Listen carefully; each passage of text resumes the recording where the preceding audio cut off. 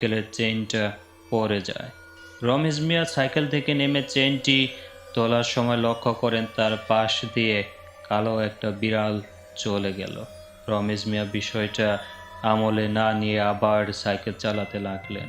Mahogany গাছের বাগানটার মাঝে আসতেই আবার সাইকেলের চেন পড়ে যায়।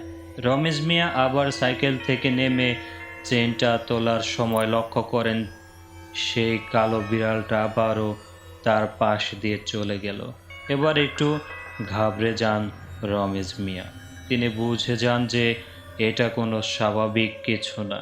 চেনটা ঠিক করে সাইকেলে উঠবে ঠিক তখনই আবারও লক্ষ্য করেন প্রচণ্ড জোরে হাওয়া বইছে মেহগনি গাছের বাগানে।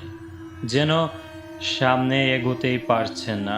মেয়েকে এক হাতে ধরে কোনো রকমে সাইকেলটা ঠেলতে ঠেলতে